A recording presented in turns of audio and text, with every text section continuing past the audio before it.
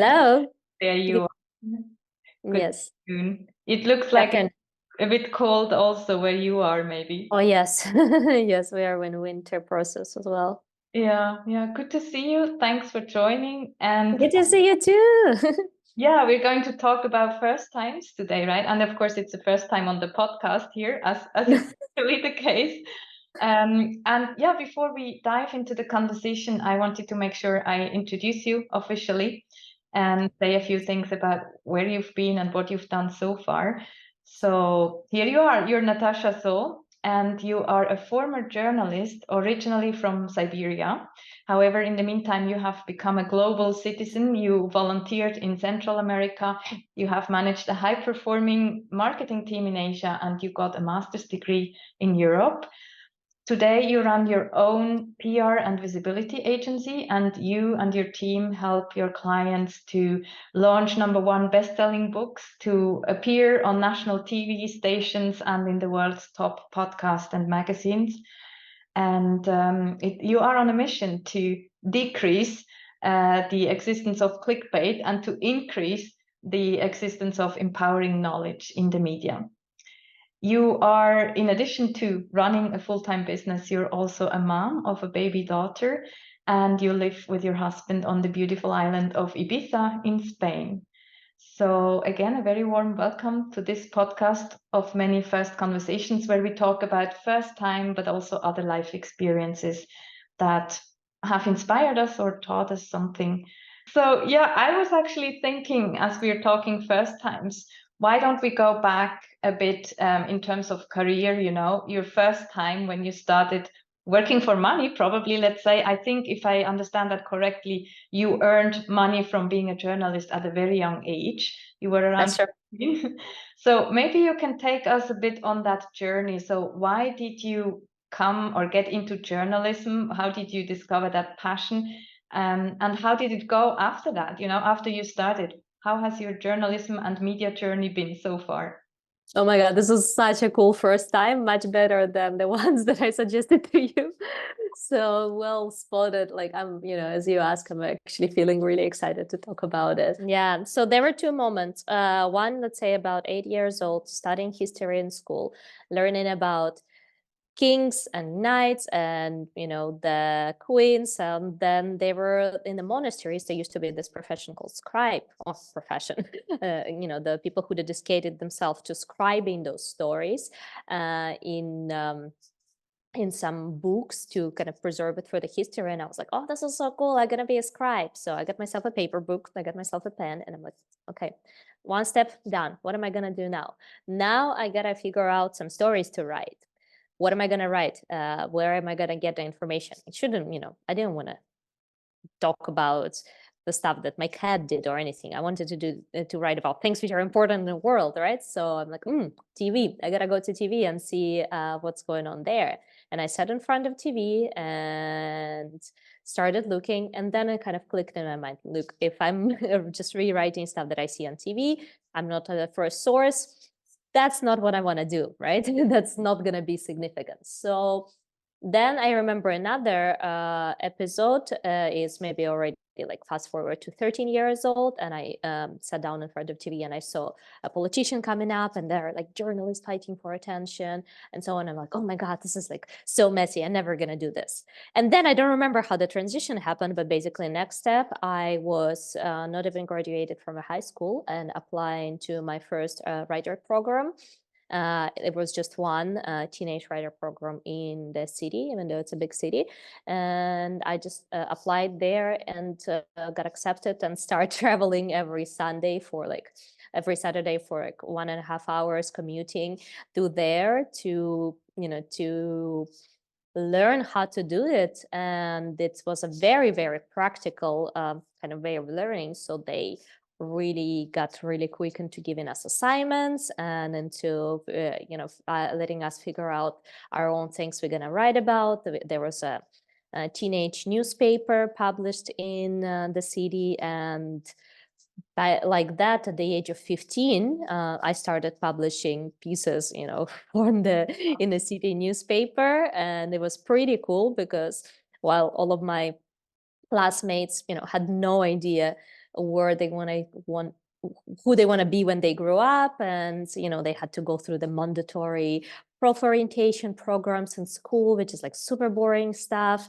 And I just came there and I'm like, hi, hello, schoolmaster, or hello, the teacher. I actually already have everything figured out. I also took care of my own prof orientation. I'm going through this program. Here is me if you want to see. I'm publishing, da da da. So can you please just unsubscribe me from those boring classes? Because I'm already taking care of that in my own way. Very nice. And I see, I mean, have you always been this, or have you not lost this determination, this kind of clarity about where you want to be and what you want to do? The moments come and go.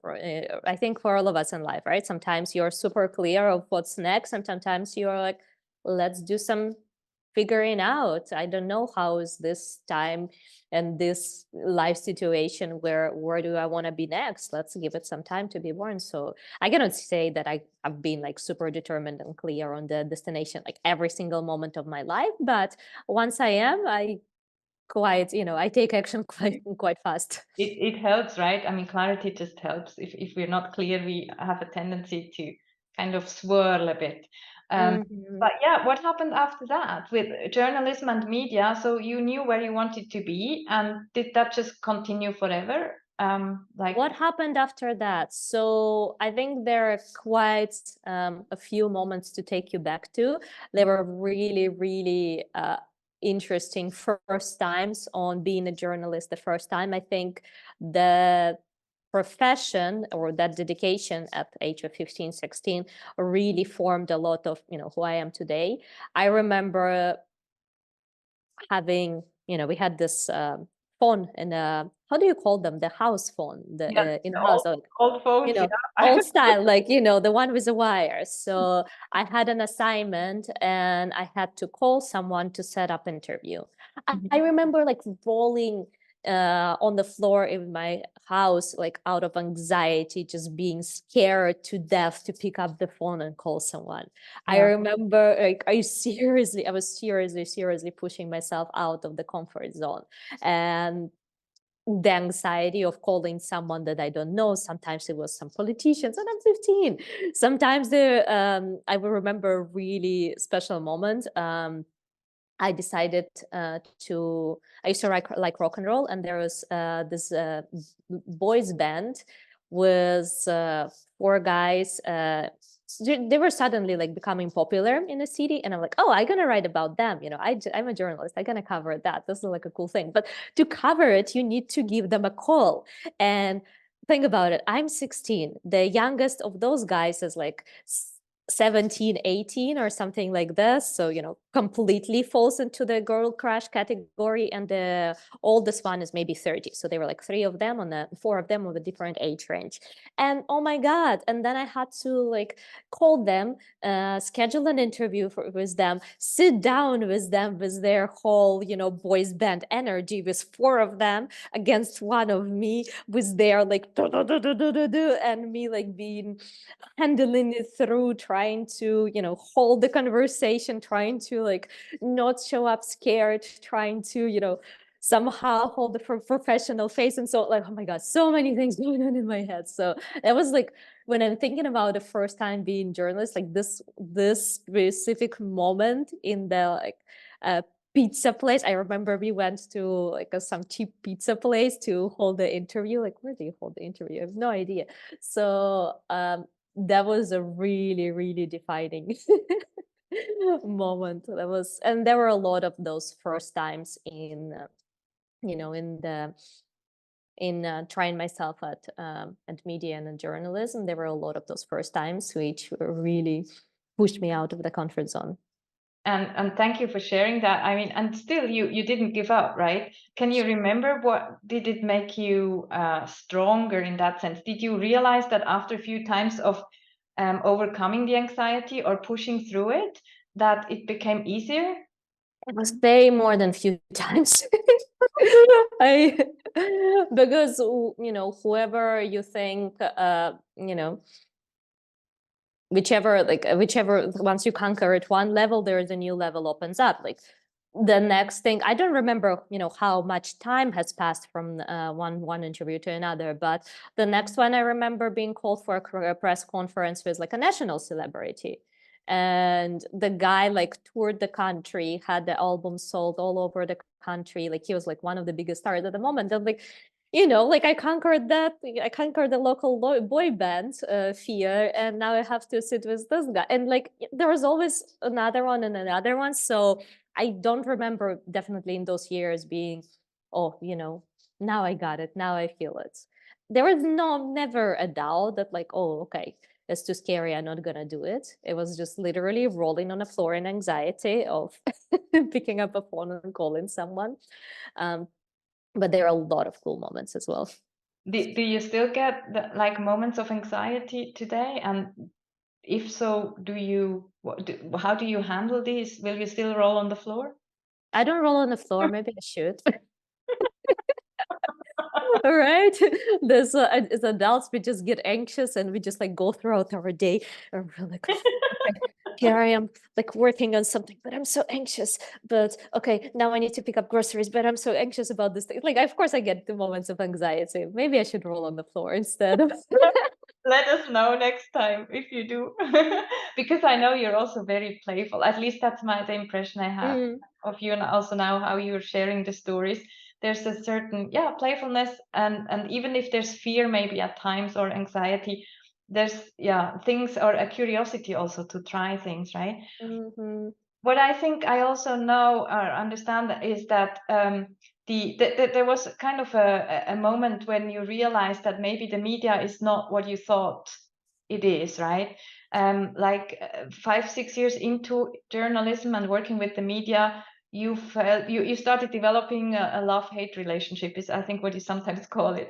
Could you Yeah. talk about that a bit? And I think that that also brings us into the mission, right? You're on. Yep. Yeah. That was about last year of the before the graduation, or maybe 2 years before the graduation. So yeah, because I started at 15, by that time I already had quite a bit of experience, or at least maybe more than a lot of people have when they graduate. And I've seen a lot of kind of, I've seen basically a contrast of what they are trying to teach us at the university and how I see it in the real life. In the university, they talk about the journalist ethics and the morals and, the honesty and the expectation of, bringing the best information to people. And then in the real life, I see my editor getting paid for, by the corporation. They're not necessarily evil, but I know that this is a thing that I wrote just because I wanted to, and this is a thing that we published because we got paid for that. And I see also how it impacts people. At some point, just because of being of this world, I observed it was like a tiny little media war. Basically, two companies which both produce clean water, this big water that is brought into the offices. Mhm. So they were competing in a market for the market share. And I had friends writing for one side and I had friends writing for the other side. And it's not a big deal until one day I got in a hospital. And in a hospital, you kind of surrounded by a very different kind of people that your usual classmates and your usual friend group is. And they were like older ladies and grandmas and so on. And I saw them, being really heated in a fight with each other over like, no, this is one is better, no, this one is better. And I'm sitting there, I'm like, I know the person who wrote this and I know the person who wrote this, and honestly nothing is better. And like I saw how close Mhm. people take all of this to heart, and I'm like, oh whoa. Oh whoa, media is not a place that's honest, and it's also not a place that's ever gonna be honest, right? There is no such thing as honesty. It's just, not to really blame. It's like there is always the perceived reality, even just by selecting the number of events to report and the other number of events to leave out of a publication, that's already, that's already constructing the reality that people gonna perceive in their head. And I can, I can have 12 events, select 6 of them to report on, and not get paid for, any single one of them. All of them are gonna be like genuine publications, not paid placements.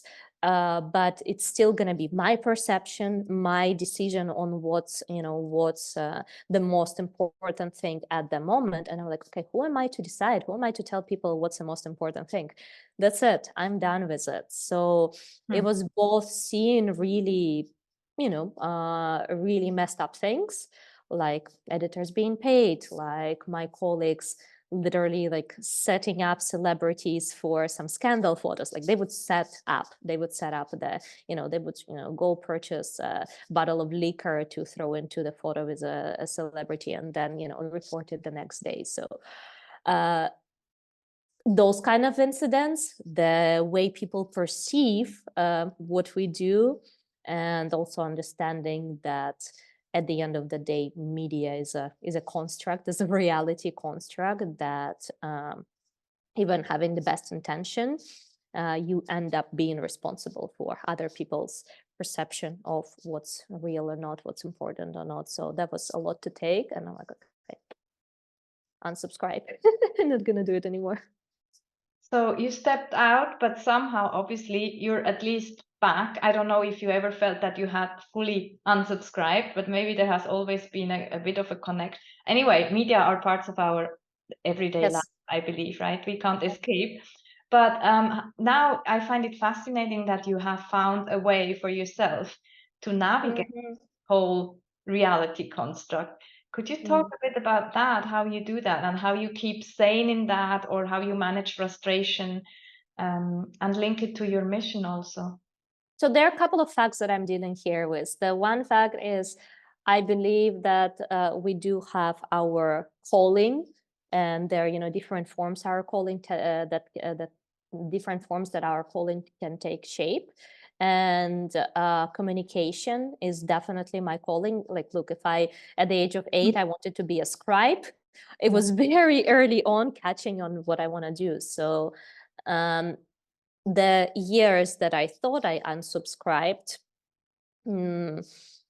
ended up kind of pushing me back into finding a different format which I could feel, that I can feel would sit with me like a true in my heart. And at the same time, I get to exercise kind of talents that come to me naturally. I always used to disregard for example, like writing and telling the story as like, okay, this is not a skill. I'm like, okay, the guy who writes a code, this is a skill. This is difficult. Putting things into words cannot possibly be a skill. So I used to disregard it a lot, but I think I'm starting to catch up to the fact that not everyone knows how to do it. And I did a lot of, kind of soul searching and purpose searching in between, all the volunteering in Latin America, working in marketing in Mind Valley, working with doing some social work, working as refugees, a lot of different things that I done throughout this time. And it was kind of pushing me back. I actually quite suffered when I did not have outlet to write and publish and share the voice and the ideas. It was like in my late 20s when I was already done with working in Mind Valley, and I didn't yet know what am I gonna do with myself and my life. Like not doing the purpose felt quite, it felt like, a huge part of me missing. And I wrote an article about this. I did a 1 year of A/B testing my own career, which, if you're familiar with the concept of A/B testing, it's in marketing. For example, they would write an email, and they would write one headline, and then they would write a second headline, and they would see what performs better. So A/B testing my career means I would choose few different directions and try to do something in those directions and see what what lands. So I tried event organizing, I tried marketing consulting, I tried art, I tried public speaking teaching, and at some point in that year, I arrived to doing the PR articles.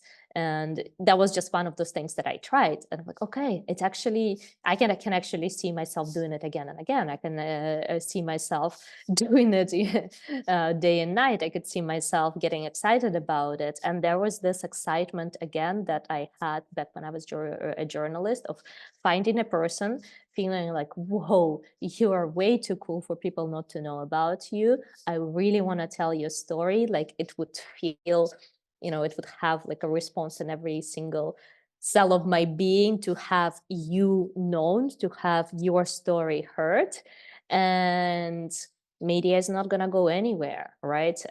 Media is too big of an institution. Like, one of the, they call the media professions like one of the fifth power, I think they call it, from ancient times. So it's not gonna go anywhere. So you can, either just I can either remove myself from it and, just see it have all the negative impact that it has, or I can choose to use my skill, use my calling, and consciously put the ideas that I believe in into there. So I'm quite aware that I'm not gonna really, change the entire institution, but I can help to make sure that among all of those clickbait articles and fear-mongering articles, which are going to come up there anyway, I'll put the story of people who are teaching people to meditate, who are teaching people to have conscious relationships, who are teaching people to have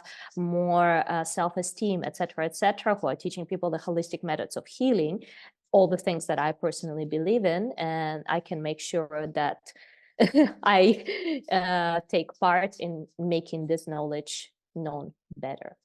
That's very beautiful. And I love the A/B testing of the career. It's like many first times you created with that anyway, right? As well. So I have an article about that where I kind of described how I approached the whole thing. It was a really fun period in life of having 1.5 years where I was just knowing that nothing that I do right now is the final destination. It's me testing. So yeah, that's back to your question. Like, did I always have a clarity? No, in this 1.5 years, there was absolutely no clarity on what I'm doing. And I was actively A/B testing it.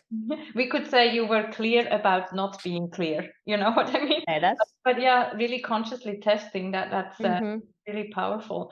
And what would you say today is a healthy relationship with the media? Or have you got some tips around that? Maybe some things that you do personally also? You mean from the side of a person who is like consuming the media? Probably, yeah. Let's take the consumers. Let's take a consumer side. Well, it's very, very hard to escape any interaction, right? It's this sort of consumption, like, if you're talking about conscious consumption of food, like, you usually need to purchase that junk food before you put it into your mouth, right? So you're like very good. But this media, it's really like, it's really infiltrating, right? It's in the conversation you have with your friends, it's in the billboards that are around you when you drive through your city. Like, sometimes, that you don't even watch the sleazy show that's on Netflix right now, but everyone is talking about it, so you end up knowing. So it's very hard to really clear the palate, and to stay. So again, the only thing we can consciously do is to make sure that there is conscious consumption of something that is going to be a good kind of information for you, whether it's a book, whether it's, the person that inspires you and you subscribe to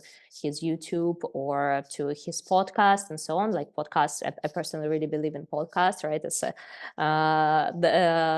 are all sorts of researches there that the podcast listeners tend to be higher educated, higher earning, and coming to the podcast consumption with intention, with a question. So to summarize it up, it's like there is no way to really stay clean of the junk, but there is a way to make sure that you consciously put the healthy information on your Mhm. plate as well.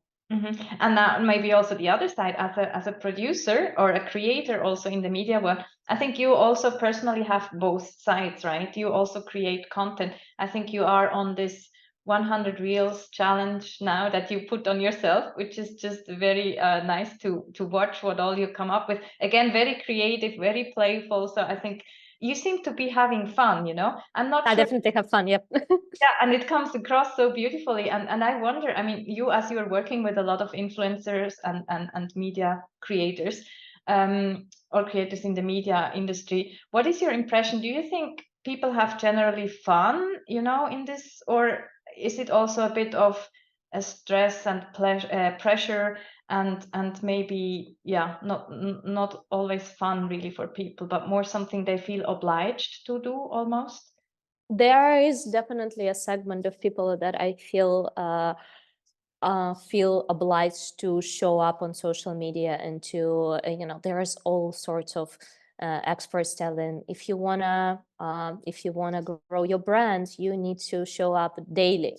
Then there's sometimes you come across all the people who say, oh, you need to post 3 times a day. Da, da, da. It's like it's really propagated to become the place that literally consumes your entire life, and no one is going to set the boundaries unless you do.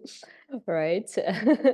And I know that, yeah, maybe probably showing up more frequently would eventually contribute to you learning, would eventually contribute to you creating better content and to you achieving your goals faster, whatever they are, from your through your social media presence.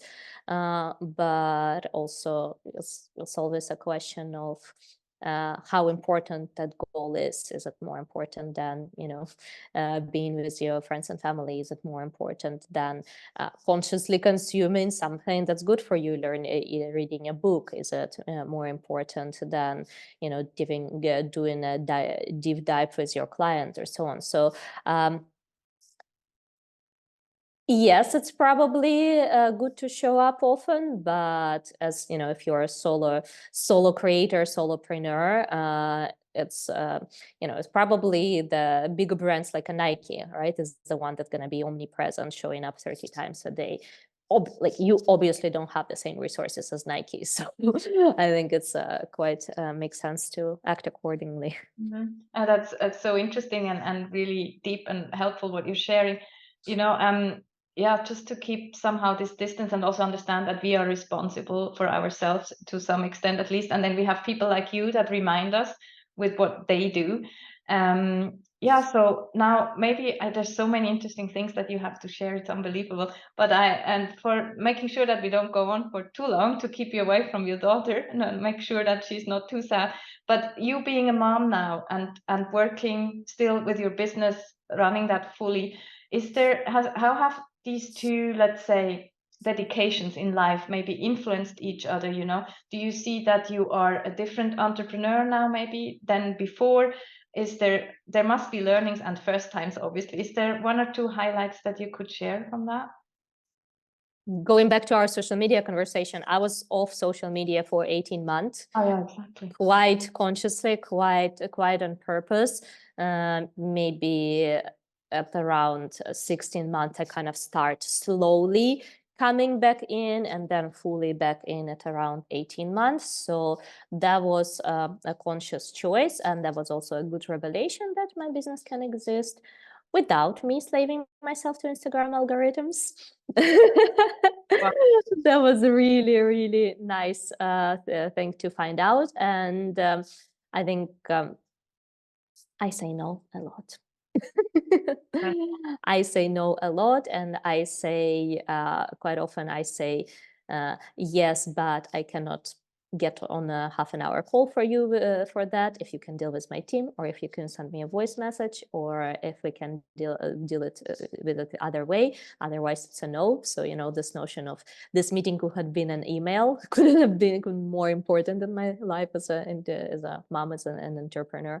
And I also think that right now it's quite challenging, but eventually, my daughter is 15 months right now. I think eventually I'll be really grateful to making it through this time. And eventually I'll be like thanking myself for not having stopped my business in this time and not lost a momentum. Of course, I'm aware of that it's growing slower than it could have been, but I'm also aware of, of why it is. And I'm quite happy with that.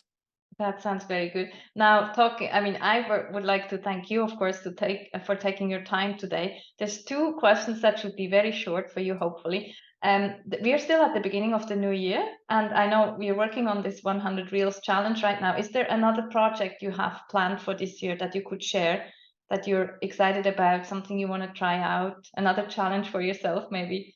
Yeah, someone asked me in Instagram of like, oh, what's your word for the year? I was like, my word for the year is toddler. Is what? Say that again? Toddler. Toddler. This is a project I'm working on. Oh, yeah, that we want to see that the progress. Yeah, totally. Yeah. Good. That's a good one. And the other one, there's two words I would like to give you. One is diving, scuba diving. You mentioned that as an interesting first time. I have no clue what it is about. It's probably more because I have an interesting first time with diving as well. Or the other one is apple. I see you a lot of times with a fresh green apple in your hands. So pick one of the two and say what they are for you, what they mean in your life. Apple, no one actually, it's like a symbol that goes really, really long back in my life. It's everyone think of Apple as like Apple, the technology company. For me, Apple, I got really into Beatles when I was like 15, 16. I told you like I used to love rock and roll, and I got really into Beatles. And Apple was the name of Beatles recording label, and they even had the album. One of their albums was like the cover is like black cover with a green apple. So it was not really paying homage to them in any way or so on. But like when I was working on my brand development and so on, like I kind of like the symbol. I'm very much into personal branding as well. So I'm like, I want an element there in my brand that can it can show up in pictures, but I can use an emoji. So I can always I can make my brand presence with just a reminder with just an emoji, or it's also something that can be 3D brought into a real life. So if you I don't know if you've been to the workshop that I did in Tallinn in Mind Valley University. During my workshop, I was like throwing out the green and red apples. So that was also very intentional. I wanted to like an element of a brand that's not just like a fancy writing or something like that can be like multidimensional. It can be an avatar, it can be a photo, it can be an emoji, but it can also be like a live physical object. So in my workshop, for example, the brand element is still present. It's very nice. And yours is whole, the apple. It's not Yeah, like not beaten one. Yeah, exactly. And it's fresh, and like all the wisdom you shared with us. And fresh is another topic we could have talked about, like how you stay fresh as a mom and a full-time entrepreneur. But we can keep that for next time, maybe. Can let it go now. There's obviously much more we could talk about, but I know that people can also learn from you as you are now present again on social media and Instagram. So of course, everyone is most welcome to check that out. Thank you very much for all the wisdom you shared. It was great having you, and good luck with toddler and everything else you do. Thank you so much. Thank you. It was a great conversation. Like I loved your question and the direction it took us. Thanks a lot. Bye now. Ciao.